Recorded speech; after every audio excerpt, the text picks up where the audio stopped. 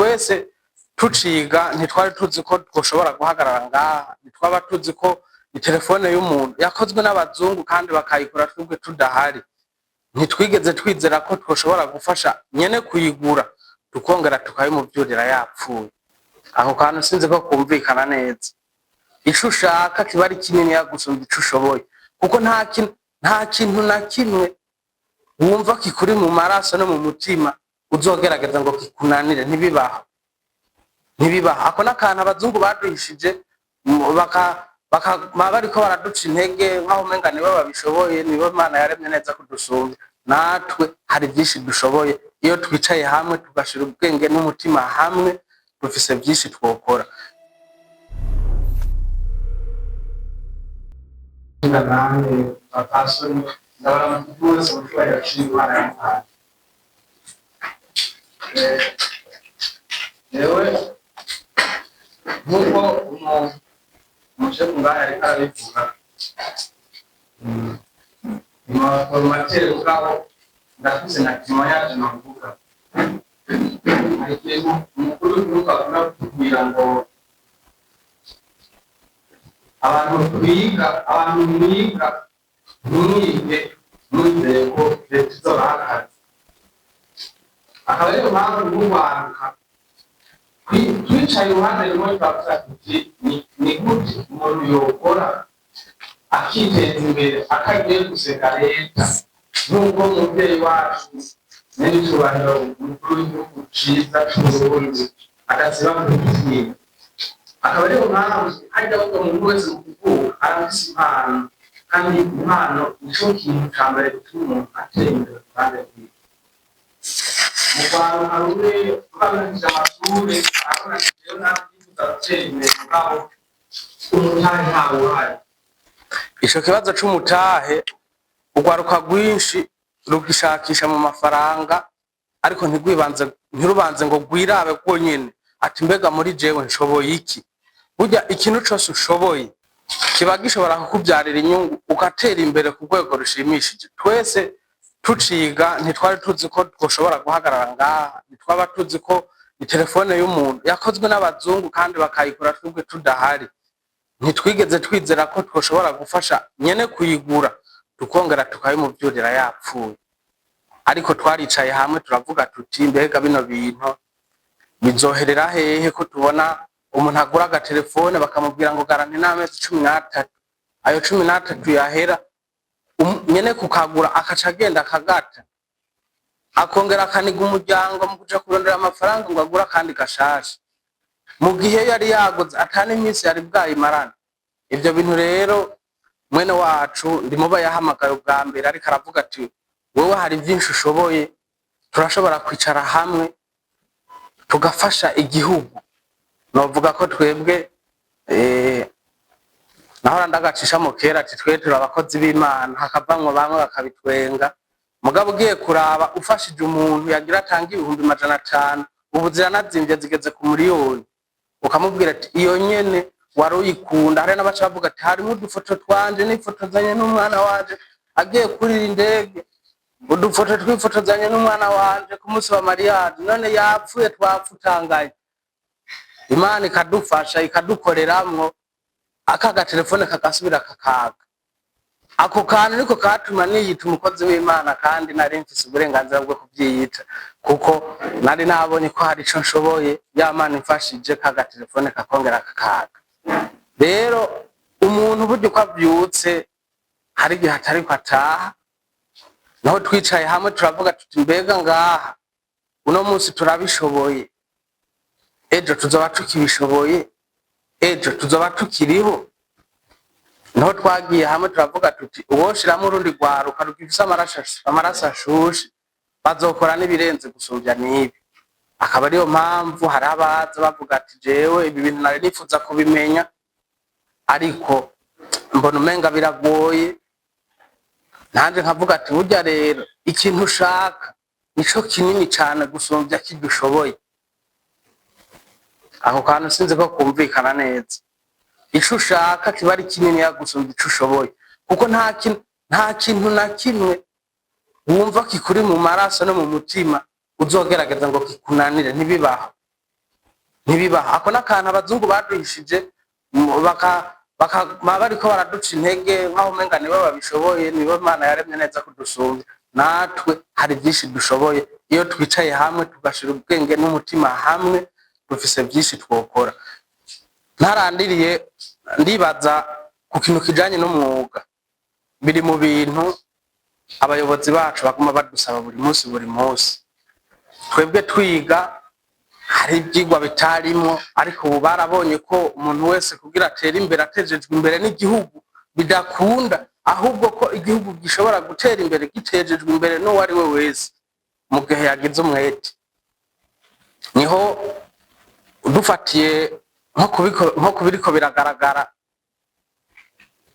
mu majambo yabo twafashije, hanongeramo n'akantu kamwe nishimira buri kanya ngumva ndakishimira nkongera nkagashimira n'Imana. Nko ku ruhande rwa hardware ndibaza abariko baravyumva novuga ko atari abafundi gusa. Hariho kujya kuntu ubona itelefone ejo nayisharije mu ijoro iri kiraka, ariko navyutse mu gitondo usanga yazimye. Hari akantu baca bavuga kera ngo genda ugura imoteri. Ako kantu twebwe twicaye hamwe turaba ingene twogashirako akaburungu, basi umuntu akagerageza kuraba ico kintu cokosoka gute. Bimwe twarabishoboye, kandi bamwe agaruka gushimira ati nukuri kaga telefone karacakora. Rero twiyumvira ano n'abari ruguru nabo impaka bazozi Bujumbura, kandi ruguru hari abanyempano, hariya mu bumanuko bw'igihugu abanyempano bariyo. Ibi nabo bobikora kugira tugabanirize urugendo babande bahara bavuga ngo ndayici ngo mukanya ngo ngire ndayiha umuntu ngucuja ngo uyintorere kuri Buragana. Ndaharura ati niravaho nicaye ngiye gutora iyi telefone ivuye mu Rumonge, ubu nsize ngaha nzoba ndamugiriye nabi.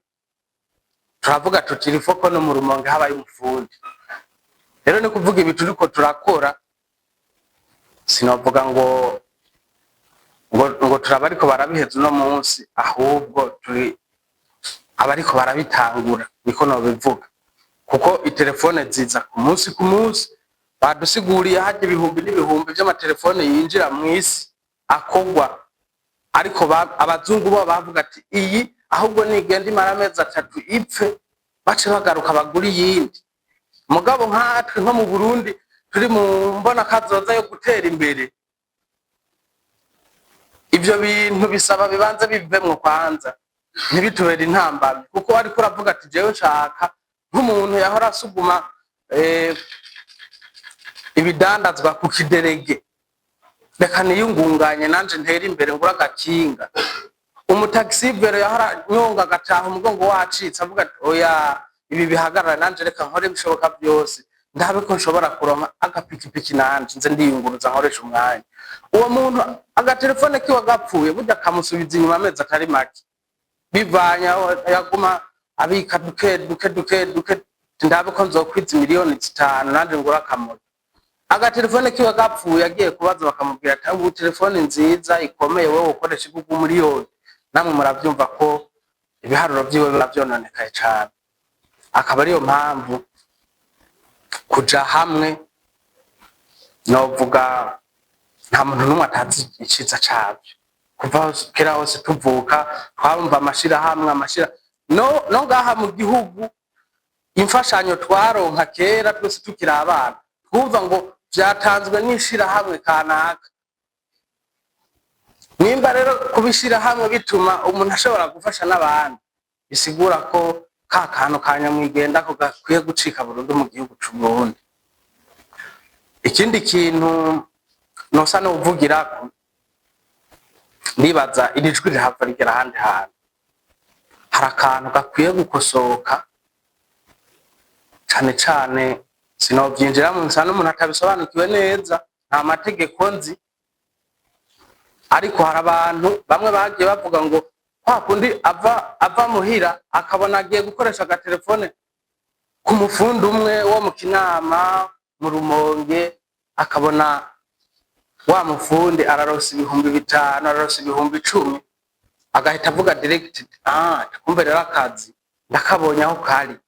agahita yinjiramo ngo agiye gukora amatelefone nta kintu na kimwe azi. Abo bantu nibo batumye mu Misiri uru rugamba basimvuge uru rugamba ruriko ruragwanwa, kuko uwo muntu yinjira mu bintu atazi adasobanukiwe, aja kugura telefone y'abandi akayimena. Izo ni induru mpaka no kwa Opeje. Yagera kwa Opeje hari ibintu sinibaza mu bintu by'ubucamanza ko bo barenseyemwe amategeko ari ku ruhande rwa technology. Opeje agahita avuga ati aba n'umufunde akorera he, aba ni bya bisuma, ataranakumviriza n'ijambo na rimwe ngo nibabanze bagufunge. Ukaca usanga umuntu wari we wese ushake ube nk'ubu hari iwacu tuvuka canke n'abandi bantu bagifise ibyo byiyumviro, umusiguriye akabajije ati mbe wewe kuri Bujumbura ukora iki, ukimubwira gusa ati jewe ndi umufunde, turi muri babandi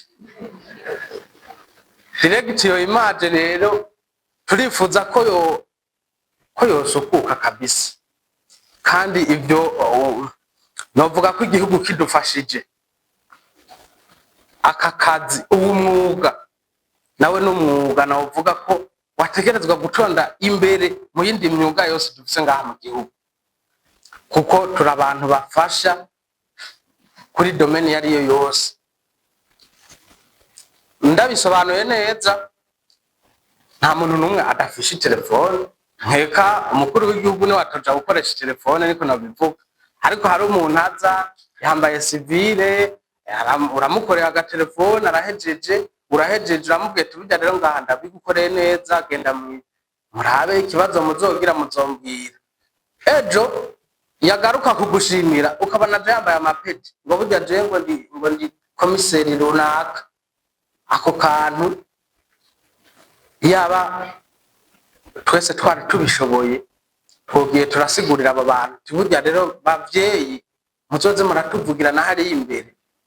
Twe twifuza kugira ahantu umuntu yitwa umufundi mureke kumugereranya hari akantu k'akarorero kabi bamwe na bamwe bakunda gutanga ko abafundi ngo birazwe ngo no mu kumubamba umusumari umwe barawibye. Ako kantu kakaba kariko karadukurikirana kugera no munsi. Rero ni kuvuga twicaye uruhande rumwe tugakorera hamwe, no kuvuga si ibikorwa byacu bizogera kure gusa, n'ijwi rizokomanga hariya hejuru ku muvyeyi wacu amenye ati aba bantu nabo barimwo mu gisata kiriko kirateza imbere igihugu, namwarija duhamagarirwa gukora tukiteza imbere nk'ugwaruka. Nta byinshi novuga mugabo nivyo narimvuze sivyo weekend bazo wabyumvise yabyumvise. Ndabashimira nongera ntera intege aba babitanguye, nobaha impanuro ntoyi. Ibi bintu sinovuga ngo nka kwa kundi ngurize ngo baye umugoronome ngo ko bampaye impamyabushobozi ngo biraheze ngo nikazuma impamyabushobozi ndayifise. Niwe wagenda ukaryama amezi abiri ugarutse ku kazi uzosanga atana kimwe ushoboye, kuko bukeye mu gitondo haza bishasha. Kwiga ni mu gitondo, ni mw'ijoro, ni ku mugoroba. Ejo ibintu bishasha bije shiramo inguvu, itiro nihagera kuryama fata akanya uvuge ati reka ndyame nduhuke ejo ntangure kwiga bishasha. Murakoze cyane.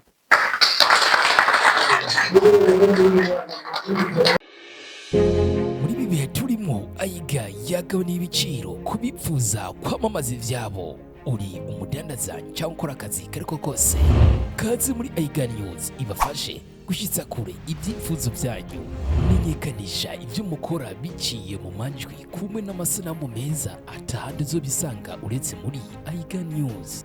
Mbiga wowe ufise icyo ubaza, twandikire cyangwa uduhamagare kuri 6718115. Turaboneka no kuri Facebook, Instagram, YouTube ndetse n'izindi mbuga mu kwandika Aiga News. Ntucikwe n'amahirwe. Aiga News gituma ibintu byanyu bimenyekana isi yose.